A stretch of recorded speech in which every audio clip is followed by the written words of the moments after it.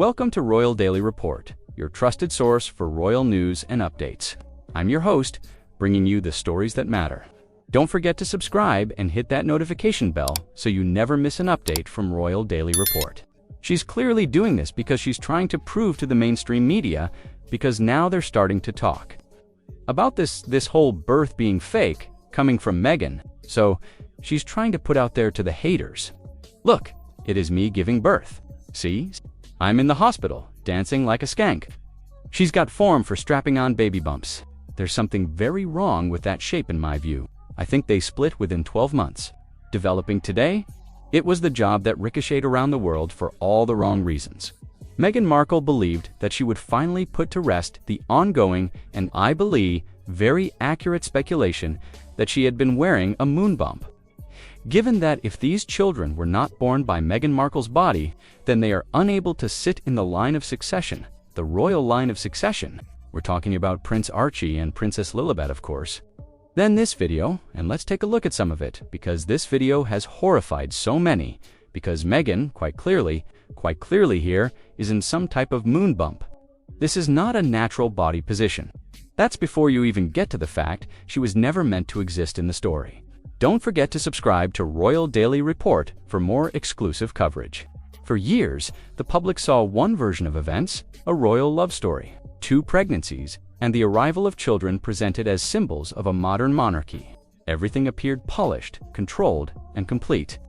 But behind that carefully maintained image, another woman says she was hidden away, silenced, and erased. She goes by the initials DL. According to her account, she wasn't a witness. She wasn't an assistant. She wasn't a background figure watching events unfold from a distance. She claimed she was the woman who carried the children, both of them from conception to delivery. DL says her silence was not a choice. It was a condition. For years, she stayed quiet, bound by agreements that promised privacy in exchange for disappearance. No interviews, no acknowledgement, no identity. Just a life lived outside the public record while someone else stepped forward as the face of motherhood. Now, she says that silence has become impossible to maintain because the story the world accepted, she claims, was never the full story. Stay tuned to Royal Daily Report. We bring you the truth. DL describes an arrangement designed to leave no fingerprints. She says she was recruited through a discreet high-level agency operating far from public view. The mission, as she understood it, was simple and absolute. Carry the pregnancies, follow medical instructions without question, and then step away permanently once the children were born. There would be no acknowledgement, no connection, no future role. She claims she was placed under strict conditions. Her movements were controlled. Her contact with the outside world was cut off. No phone calls, no visits, no personal freedoms that might create a trail. Her life became a rotation of monitored rest, medical appointments, and silence. According to her account, this wasn't cruelty. It was precision. Everything was designed to ensure one outcome. The pregnancies would happen and no one outside, a very small circle, would ever know how. DL says she signed detailed agreements, documents that outlined compensation, confidentiality, and complete erasure. Once the children were delivered, she would vanish from the narrative entirely, as if she had never existed. And for a long time, she did exactly that.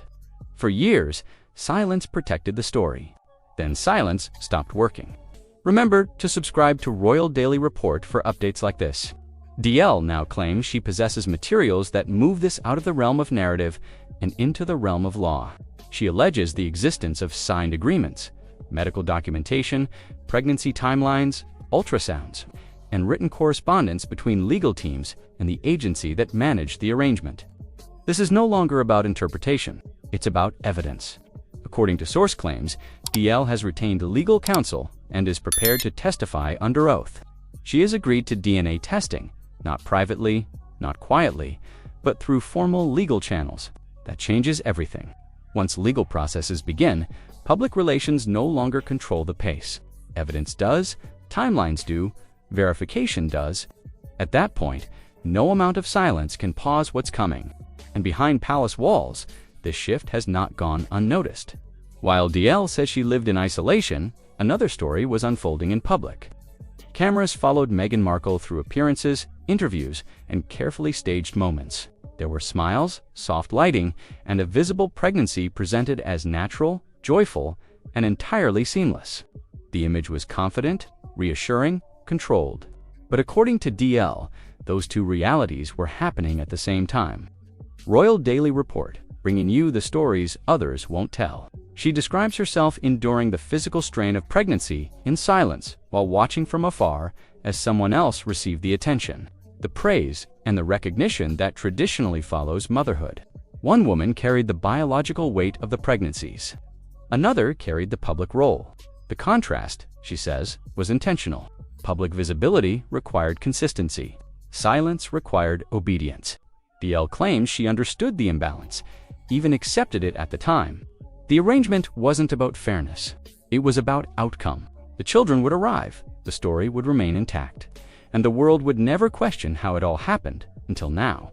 Because once two pregnancies exist in two separate realities, one hidden, one performed, the question becomes unavoidable. If one woman was never allowed to speak, what else was never allowed to surface? And how long can a story built on silence hold together before it begins to fracture? Royal births are never quiet. For generations, they have followed a rigid, almost ceremonial pattern. Doctors appear on hospital steps. Official confirmations are witnessed. Details are logged, signed, and verified. These rituals exist for one reason only: to remove doubt. Subscribe to Royal Daily Report and stay informed. But in this case, those footsteps never appeared. There were no doctors standing outside the hospital, no immediate photographs, no traditional confirmations that usually accompany the birth of a child tied to the line of succession. Instead, the public received a simple announcement, a press release, a statement that read as if several steps had been skipped. The children had arrived. That was all anyone was told. At the time, it was framed as modernity, a break from tradition, a desire for privacy. But privacy and protocol are not the same thing. One can exist without eliminating the other. This time, the system that exists to document royal legitimacy simply wasn't there. According to source claims, questions were discouraged behind closed doors. Not delayed, not answered quietly, discouraged. The absence of procedure wasn't explained. It was accepted. And when institutions built on record-keeping allow gaps, those gaps eventually invite attention. For a while, the image held. Public appearances continued. The pregnancy narrative moved forward as expected. But gradually, moments began to surface that didn't quite align with what people recognized as normal physical changes. Don't miss our next report. Subscribe to Royal Daily Report now. Not all at once, not dramatically, just enough to feel off. There were appearances where the pregnancy seemed unusually large, unusually low. Moments where movement caused sharp creases instead of soft shifts. Instances where the silhouette appeared inconsistent from one setting to another. Individually, none of these moments proved anything. But patterns don't rely on a single frame. They rely on repetition. According to claims now emerging, these weren't natural variations. DL alleges the use of specially designed prosthetic pregnancy bellies molded to match different stages, worn to maintain a consistent public image. She claims each appearance was rehearsed, each angle considered, each moment curated. The goal wasn't deception for attention. It was consistency for credibility. But consistency only works when nothing goes wrong. And eventually, something did. Then came the video that changed the tone of everything. A hospital room, a visibly pregnant Meghan Markle, music playing, movement meant to suggest labor was near. The message was clear. This is real. This is happening and nothing is hidden. Royal Daily Report, your source for the truth behind the headlines. But instead of closing the discussion, the video intensified it. To many observers, the moment felt staged rather than spontaneous. Not intimate, but performative. It wasn't the act itself that raised eyebrows. It was the timing and intention behind it. The video arrived not during the pregnancy, but much later as questions were beginning to circulate quietly. According to those familiar with crisis management, this is a classic misstep. When proof arrives after doubt, it rarely reassures. It invites scrutiny. Rather than grounding the narrative, the video made the situation feel rehearsed, as though authenticity was being demonstrated rather than lived. And from that moment on, the conversation shifted. The focus was no longer on whether the public should believe the story, but on why the story suddenly needed reinforcing at all. Once that shift happens, control becomes fragile, and the image that once felt unshakable begins to crack. Stories can be argued, documents are harder to dismiss. When the official birth records became public, something immediately stood out. Meghan Markle's legal name, Rachel Meghan Markle, was missing. In its place appeared a title, Her Royal Highness, the Duchess of Sussex. Stay connected with Royal Daily Report for breaking updates. At first, this was brushed off as administrative confusion. One side quietly suggested the palace handled it. The palace just as quietly suggested it came from Meghan's camp. No one took responsibility. No one offered a clear explanation. But according to DL, this wasn't an accident at all. She claims the alteration was deliberate part of a legal strategy, designed to blur responsibility and shield the underlying truth. Titles don't give birth, people do. And when paperwork shifts focus away from an individual and toward an institution, it becomes harder to trace accountability.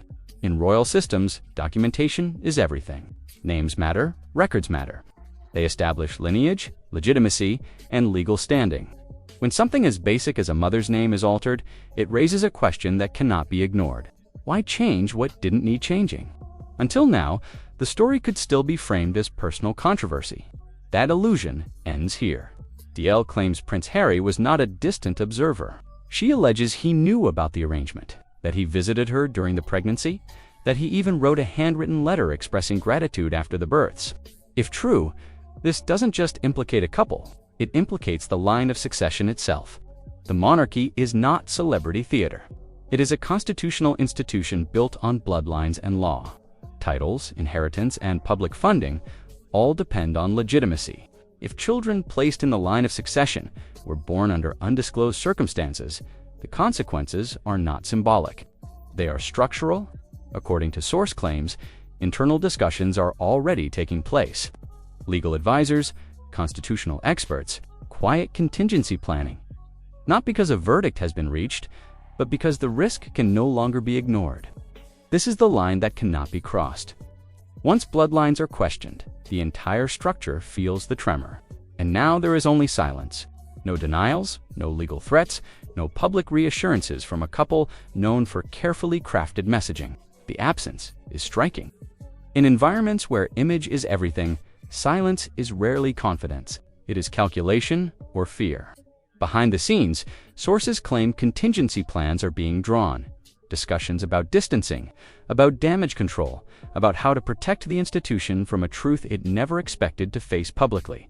At the center of it all are two children born into a story they did not choose, now positioned at the heart of a question far larger than themselves. DL says she is ready. Ready for testing, ready for court, ready to place truth above silence, regardless of the cost. If her claims are confirmed, this will not be remembered as embarrassment. It will be remembered as exposure. As the moment a carefully constructed narrative collapsed under the weight of documentation, biology, and time. The royal stage is quiet now. The lights are dim. The actors have stopped speaking. But silence is not the end of a story. It is the pause before the truth arrives. That's all for today's report from Royal Daily Report. We've brought you DL's claims, the evidence she says she possesses, and the constitutional crisis this could trigger. If you found this information valuable, make sure you're subscribed to Royal Daily Report. Hit that like button, share this video with others who need to know the truth, and turn on notifications so you never miss our next report. This is Royal Daily Report, bringing you royal news that matters. Until next time, stay informed and stay curious.